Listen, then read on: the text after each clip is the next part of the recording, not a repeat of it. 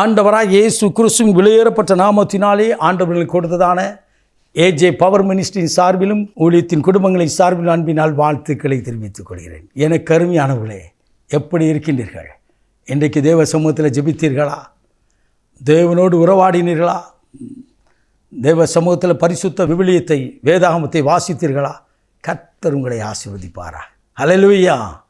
எனக்கு அருமையானவர்களே, கர்த்தர் கொடுத்த வார்த்தைக்கு நேராய் கடந்து வருவோம். யோபுவின் புத்தகம் 1 அதிகாரம் 10வது இறைவார்த்தை. அவனுக்குண்டான எல்லாவற்றை சுற்றி கர்த்தர் வேலியடைத்திருந்தாராம். யோபு என்ற இடத்திலே உங்களுடைய பெயரை இணைத்துக் கொள்ளுங்கள். எல்லாவற்றிலும் கர்த்தர் வேலியடைத்திருக்கிறார், சுற்றி வேலியடைத்திருக்கிறார். அவன் கையின் பிரயாசங்களை ஆசீர்வதிக்கிறீர். அவன் சம்பத்து பெருகி போய்விட்டு என்று சொல்லி பிசாசான் அவன் சாத்தானான் அவன் பிதாவிடத்தில் பரலோக ராஜ்யத்திலே யோபை குறித்து சாட்சி எடுக்கிற இந்த பகுதியை தான் இன்றைக்கு நாம் தியானிக்கிறோம். கர்த்தர் உங்களை குறித்து என்னை குறித்து ஒரு திட்டம் மாத்திரம் வைத்தவர் அல்ல, தேவைகளை சந்திக்கிற மாத்திரம் அல்ல, குடும்பத்தை சுற்றி வேலியடைக்கிறவ, கையின் பிரயாசங்களை சுற்றி வேலியடைக்கிறவ. யோபு மனைவி மாத்திரம் அல்ல, யோபின் பிள்ளைகள், அவன் சம்பத்துக்கள், அவன் கையின் பிரயாசங்கள் எல்லாவற்றிலும் தேவன் ஒரு வேலி அடைத்திருக்கிறார். அதே வேலி உங்களுக்கும் எனக்கும் அடைத்திருக்கிறார். எனக்காக உங்களுக்காக சிலுவையின் இரத்தத்தினாலே வெளியடைத்திருக்கிறார். சிந்தப்பட்ட இரத்தம், பரிசுத்த இரத்தத்தினாலே வெளியடைத்திருக்கிறார். என்னை கேட்டுக்கொண்டிருக்கிற அன்பு தம்பி, அன்பு தங்கச்சி, என் அன்பான தாயை தகப்பனே, கர்த்தர் உங்களோடு கூட பேசுகிறார். வேலி எதற்காக? நீ எனக்குரியவன், பாதுகாப்பு. ஒரு வீட்டிற்கு காமன் சுவர் எதுக்கு இருக்குது? கேட்டு எதற்கு இருக்குது? எந்த மற்றவர்கள் உள்ளே வராதபடி, மிருகங்கள் வேறு யாரும் ஏதோ உள்ளே வராதபடி அதற்கு வேலி அடைக்கிறார்கள். ஒரு வயலுக்கு சுற்றி வேலி அடைத்திருக்கிறார். ஏன்? இதுவரை இது எனக்குரியது, எனது பங்கு, என்னுடைய சொந்த ஜனம் என்று சொல்லி தேவன் வேலி அடைக்கிறார். ஆம். இரண்டாவதாக எதற்காக? முதலாக வேலி அடைக்கிறது மாத்திரமல்ல, வேறுபாட்டிற்காக. இது மற்றவர்களுடைய, இது எனக்குள்ள சொத்து, எனக்குள்ள பங்கு, மற்றவர்களைப் போல் அல்ல. உங்களையும் என்னையும் தேவன் வேலியடைப்பு மாத்திரமல்ல, ஆசீர்வதிக்கிறார். சம்பத்து பெருகி போயிட்டு என்று சாத்தான் சொல்லுகிறார் பிதாவிடத்தில். நம்முடைய கையின் பிரயாசங்களை கர்த்தர் ஒருவரே ஆசீர்வதிக்கிறார். பாகம் 28ஆம் அதிகாரம் 1 முதல் 14 இறைவார்த்தையை வாசித்து பாருங்கள். ஆசீர்வாதத்தை குறித்து எழுதப்பட்டிருக்கிறது. என் கட்டளையை கடைப்பிடிப்பா என்று சொன்னார். அப்படியானால் என்னுடைய வாழ்க்கையிலே உண்டான எல்லாவற்றிலும் கர்த்தர் வேலியடைத்து நம்மை பாதுகாத்து ஆசீர்வதிக்க வேண்டும் என்று சொன்னார். அவருடைய வார்த்தைக்கு கீழ்ப்படிய வேண்டும்.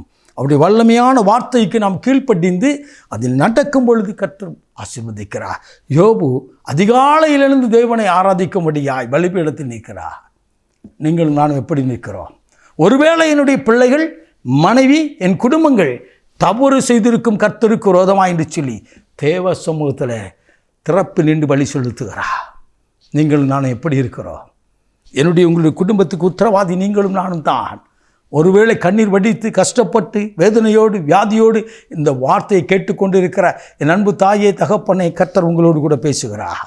உங்களை சுற்றி வேலியடைத்திருக்கிறபடினால்தான் உங்கள் பக்கத்திலே பிசாசான் அவன் வர முடியாதபடி, தொட முடியாதபடி தேவன் ஒரு வேலி அடைத்திருக்கிறார்.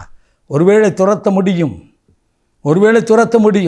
இஸ்ரவேல் ஜனங்களை பார்வோனின் சேனைகள் துரத்த முடிந்ததை தவிர தொட முடியவில்லை. காரணம் என்ன? கர்த்தர் உங்களோடு கூட இருக்கிறார். ஹல்லேலூயா, ஹல்லேலூயா. யோபுவை ஆசீர்வதித்த அதே ஆண்டவர் தான், ஆபிரகாமை ஆசீர்வதித்த அதே ஆண்டவர் தான் இன்றைக்கு உயிரோடு இருக்கிறார். அவர் உங்களை ஆசீர்வதிப்பார். ஹல்லேலூயா. வேலி ஆசீர்வதிப்பதற்கு மாத்திரமல்ல, பாதுகாப்பதற்கு மாத்திரமல்ல, வேறுபடுத்துவதற்கு மாத்திரமல்ல, தன்னுடைய சொந்த ஜனம் என்பதை சொல்வதற்காக தேவன் வைத்திருக்கிறார். ஹல்லேலூயா. இந்த ஜனத்தை எனக்கென ஏற்படுத்தினேன், இவர்களின் துதியை சொல்லி வருவார்கள் என்று வேதம் சொல்லுகிறது. இன்றைக்கும் கர்த்தருக்கு முன்னதாய் நிற்கிற நீங்களும் நானும் ஆண்டவருக்கு முன்னதாய் நின்று ஜெபிப்போம். இந்த உலகத்திலே வாழ்வதற்கு ஆண்டவரே எனக்கு ஒரு வேலி அடைத்திருக்கிறேன், உம்முடைய நாமத்தை தரித்திருக்கிறேன், நீர் என்னை வழி நடத்தும் என்று அர்ப்பணித்து பாருங்கள். நிச்சயமாக கர்த்தர் உங்களை ஆசீர்வதிப்பார். நாம் ஜெபிப்போமா? மகா பரிசுத்தமுள்ள தகப்பனே, இந்த அற்புதமான வேலைக்காய் ஸ்தோத்திரிக்கிறோம். இன்றைக்கும் உடைய வார்த்தையை கேட்டுக்கொண்டிருந்த ஒவ்வொரு மேலும் உடைய வல்லமை இறங்குவதாக, அவர்களுக்கு உண்டான எல்லாவற்றையும் சுற்றி உம்முடைய இரத்தத்தினால் வேலியடைத்திருப்பதற்காய் நன்றி. தேவ தூதர்கள் வழிநடத்துவதற்காய் நன்றி. தேவைகள் எல்லாவற்றையும் சந்திப்பதற்காய் நன்றி. ஆசீர்வதியும் ஆளுகை செய்யும் இயேசு இரட்சகரின் வெளியேறப்பட்ட நாமத்தில் பிதாவே. ஆமென். ஆமென். God bless you.